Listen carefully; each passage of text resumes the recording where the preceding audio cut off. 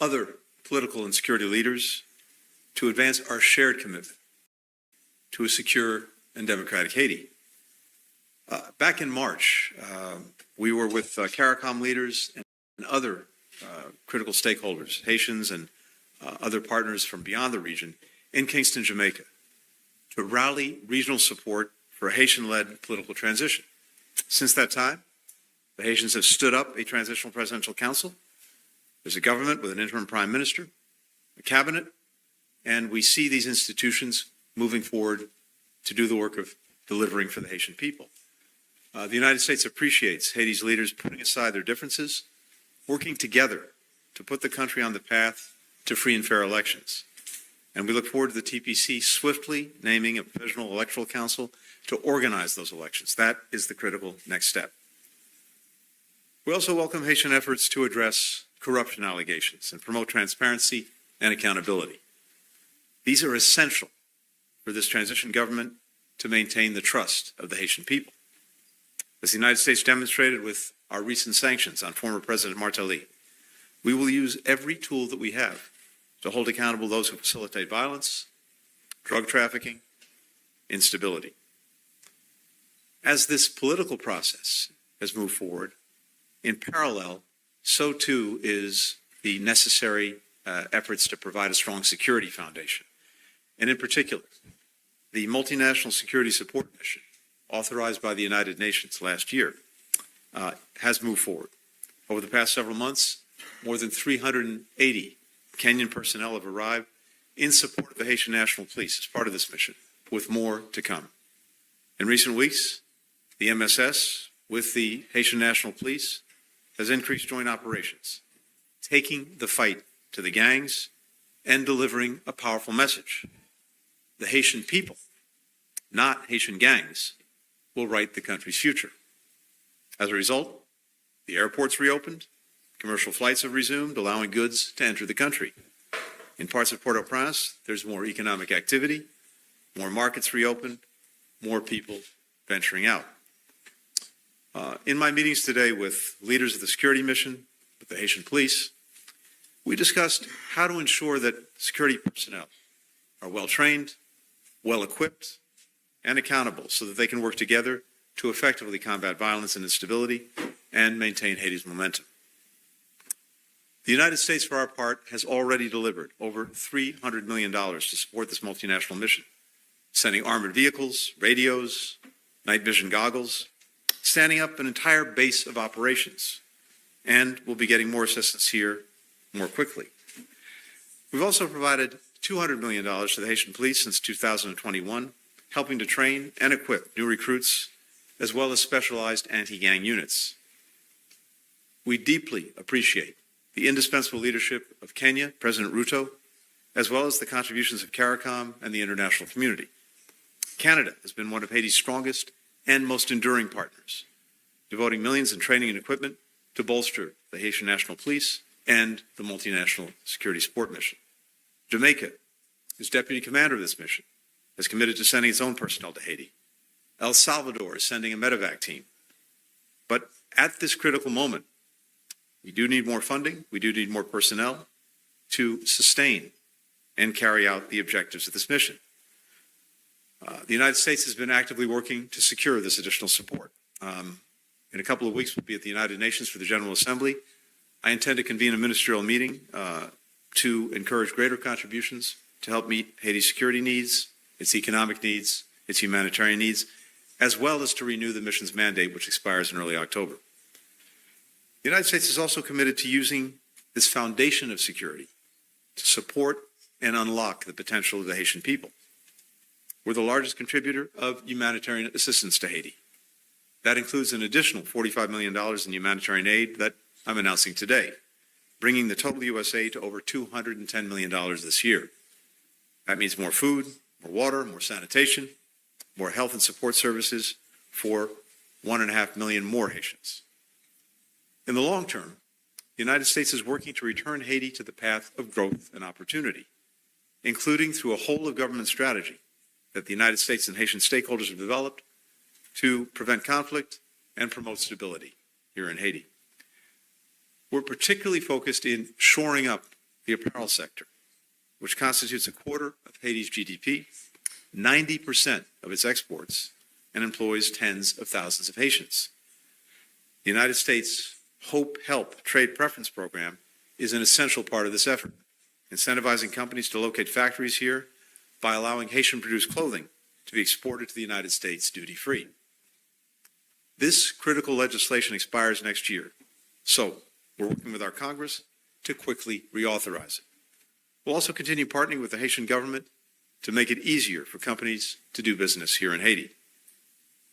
Now, we're very clear-eyed about what is required to address Haiti's challenges. It's an enormous amount of work to be done. The challenges are significant. But I think from just a few hours here today, meeting with leaders, talking to people, as well as being immersed in the work that we've done these past few months, what I am seeing is tremendous resilience and the reemergence of hope. We see it in young police recruits who are ready to reclaim their communities. We see it in citizens who see the transition government beginning to address challenges with seriousness and a sense of purpose. We see it in parents who can begin again to imagine going out to the supermarket, sending their kids to school without fear. Everyone that I met today cares about this country and is committed to its future. And I want the people of Haiti to know that the United States is with you. Nous sommes avec vous. We'll remain with you. And many other countries are as well. So I think we've seen a good start to moving Haiti forward, but much remains to be done. We're determined to continue. We're determined to help the Haitian people write the future that they deserve. The first question goes to Rothschild. La première, Rothschild François. Secretary of State, Antony Blinken, you just announced new humanitarian help to Haiti. Humanitarian assistance is important, but the country also needs investments that are important for economic growth and the creation of jobs and rich wealth in Haiti. You see, when we have resolved the security problem, how will the United States continue to help Haiti rebuild its future after the gangs have been dealt with? Colleague, and the question is, what can we do to really help Haiti develop its economy? Humanitarian assistance is critical, but we also, the question suggests, need to do other things. And the truth is we have been and will continue to do so. Besides the humanitarian assistance, if you go back just over the last few years, going back to 2021, we provided more than $800 million in development, economic, and health assistance, as well as security assistance. And then separate from that is the humanitarian assistance. So you're exactly right that these investments in Haiti's foundational economic activities and everything that needs to happen to support them, that is essential, and we'll continue to do that. I mentioned the Hope Health Act that's been critical in supporting the apparel sector, which is so central to Haiti's economy. We want to renew that. It expires next year.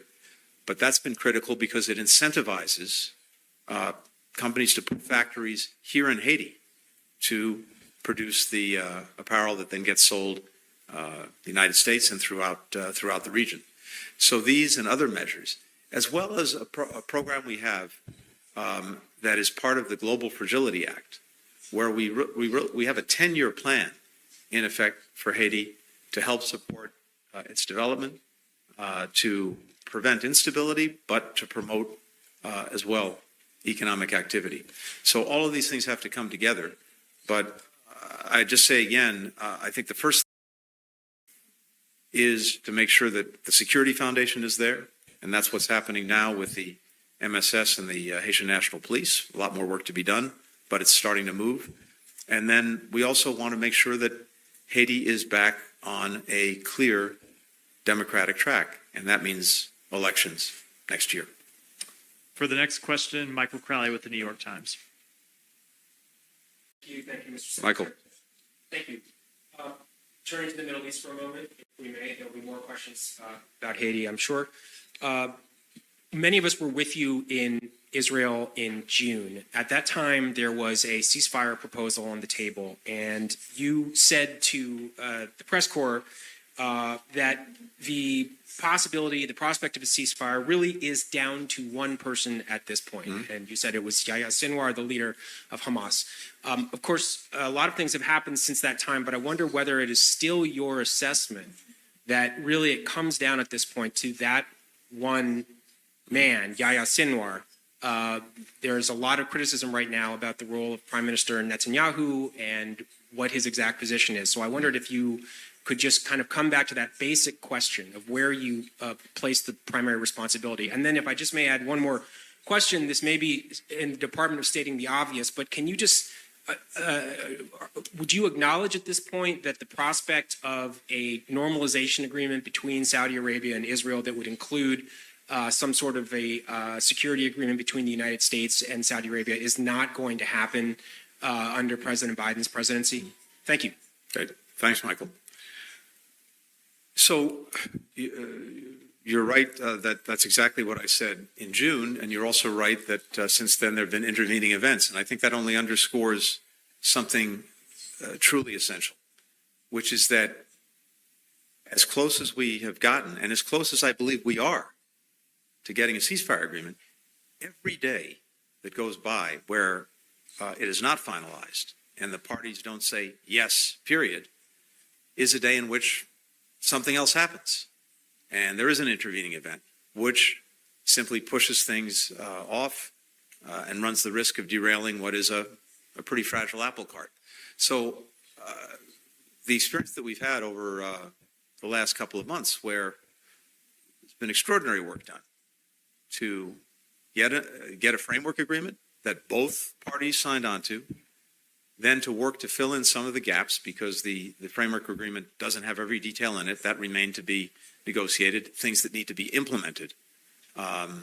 We've been doing that work. And I think based on what I've seen, 90% is agreed. But there are a few critical issues that remain where we need to be able to get agreement. And they really go to how certain aspects of the agreement would be implemented. And I think much of this has been discussed in recent days, including the Philadelphia corridor, including some of the hostages and prisoners are exchanged. So that remains, but pretty much everything else is there.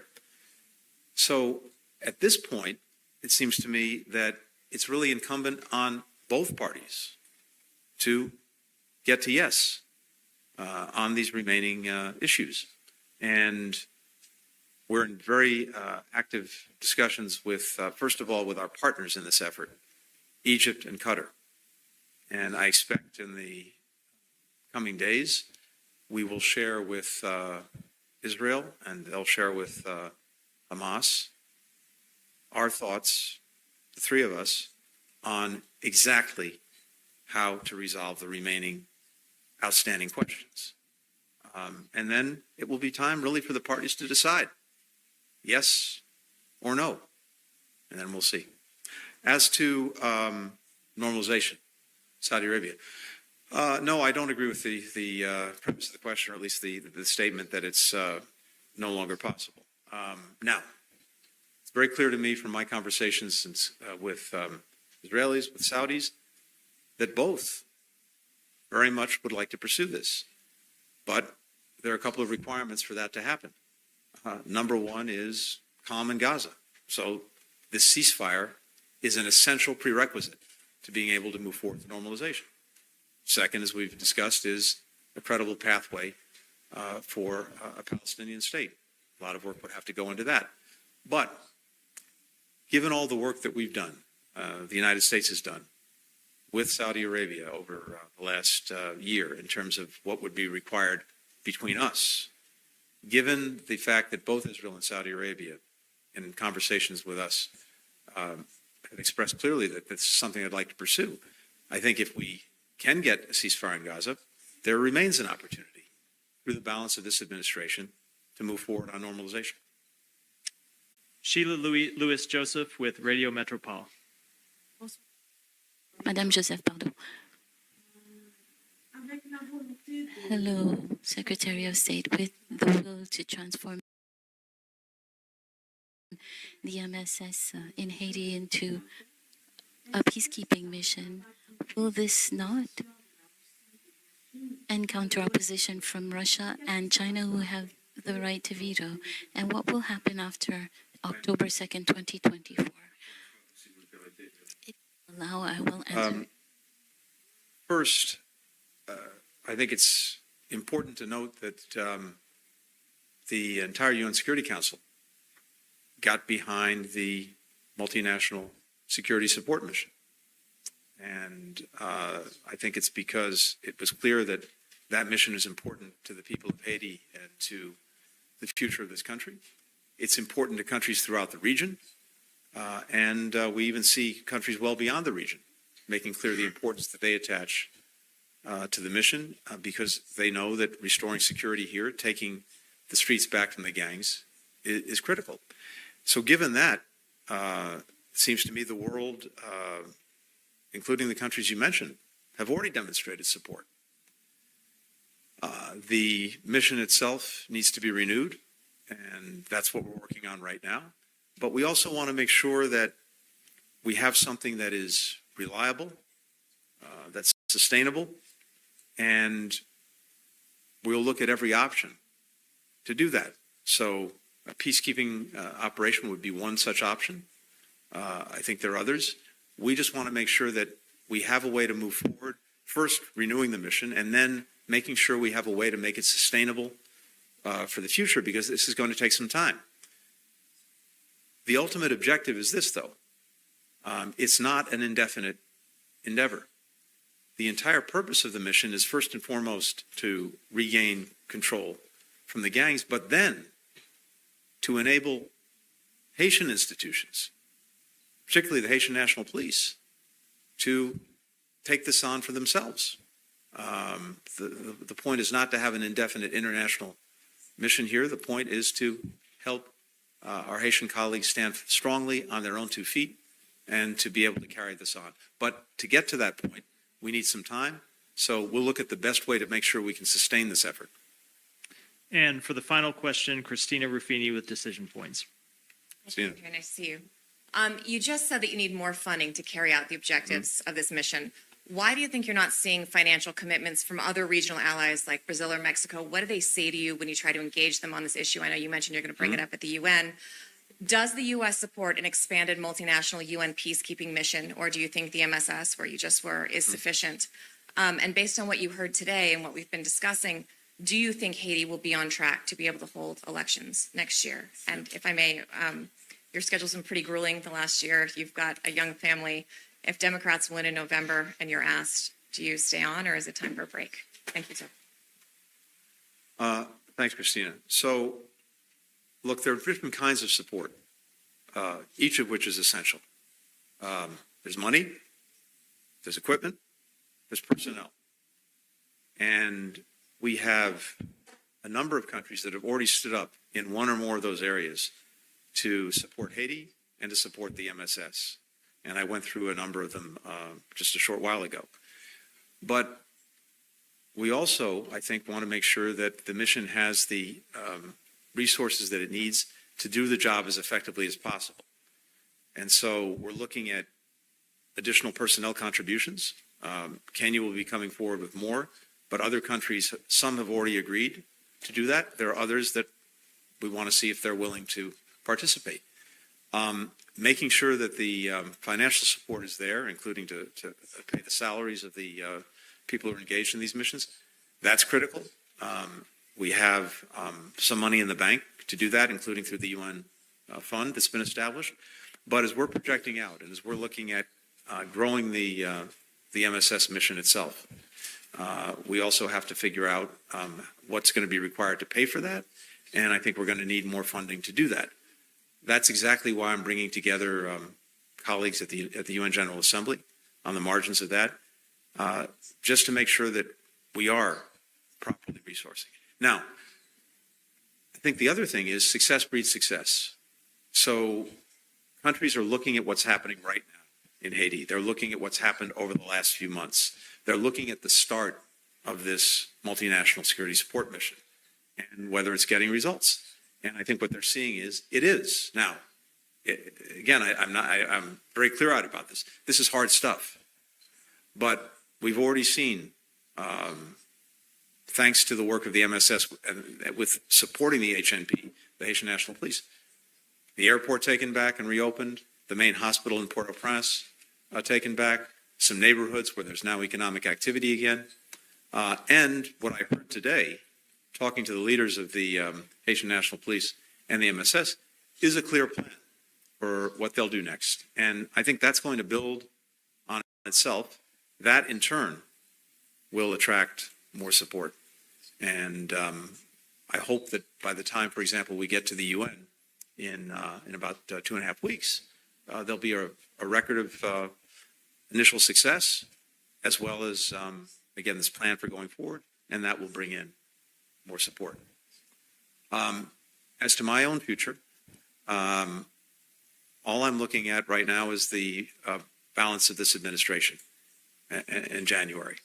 And I can tell you from having spent some time over the last week on a bit of a break with my kids, I will relish having a lot more time with them.